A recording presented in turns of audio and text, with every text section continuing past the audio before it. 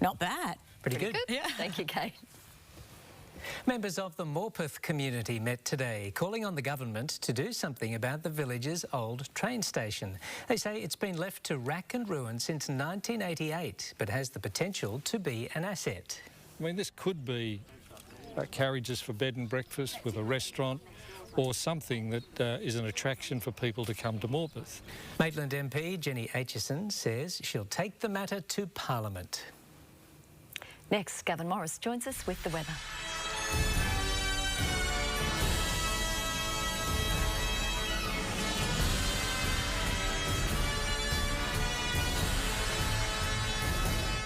R32, now available in Dakin ducted systems, a next-generation refrigerant with a substantially lower impact on the environment. Ensure your next ducted system is a Dakin for pure comfort. Dakin. Good evening. Well, the rain's arrived. We had a rain band make its way across pretty much the entire region, and there is more to come, and it is going to be ongoing over the next week or two or three.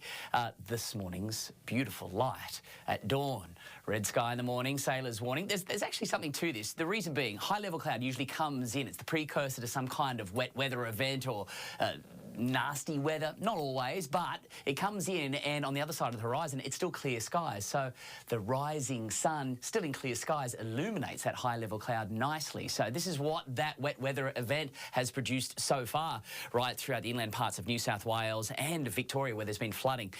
There's been a lot of rain from this system inland, and there's plenty more to come. It has been falling over the northern tropics, that wave there moving through today. Storms galore flaring up throughout the northwest. It has been battering Burke, big storms here also throughout the interior of WA. So this system just sitting there, so we'll see patchy falls of rain again on and off throughout tomorrow, affecting most of eastern Australia. You can see it's not a huge event as far as large accumulations are concerned, but it's a large event because of the ground covered, and this is going to make for a moisture-laden ground, and then these systems will come through one after the other. So we get some breaks and then they'll come through. So we've got this trough line sitting there tomorrow, stealing our sunshine, producing rain from the capital to Brisbane.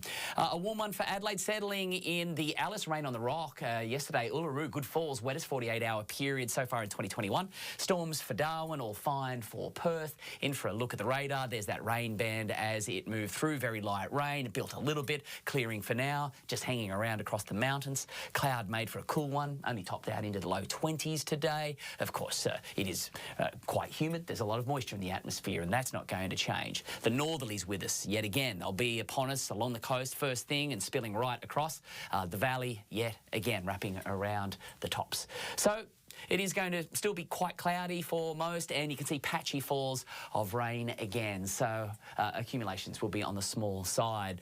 But temperatures very similar to what we experienced today, only maxing out into the low 20s. Small temperature swings from the overnight minima to the daily maxima. We've got 22s and 23s for the lower Hunter, and the upper Hunter you're going to find pretty much the same. It's not really going to have that much of a chance to warm up during tomorrow. Heading to the oceans, well, the swell is coming back. Not much of it there today, but it is going to re-rise back to 1.5 meters. So it'll be creeping up, but those winds again heavily out of the northeast. Tomorrow morning, there's a high, about 9:15, back to the low in the afternoon. So it's a very early overnight low there at 2:45. Sun to rise 5:50, down 7:24. New moon phase, not going to see much of that.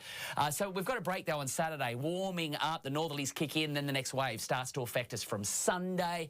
Overnight clearing, backing off, and then another system coming through next Wednesday. And as I said, this looks to be somewhat ongoing. Storm potential embedded in that system. There could be some very good falls there from that for some locations there Sunday into Monday. And this system also affecting the Central Coast. Let's take a look at the surf vision. Not much to play with today.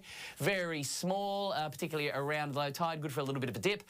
The water temperature started to warm. Those nor'easters have been just causing it to cool back off ever so slightly. But it was a day for the foil boards. Good night. Thank you, Gavin. That's our bulletin on this Thursday. Tracy is next with a current affair, and we'll have updates throughout the evening. Thanks for your company from all of us here. Good night. Good night.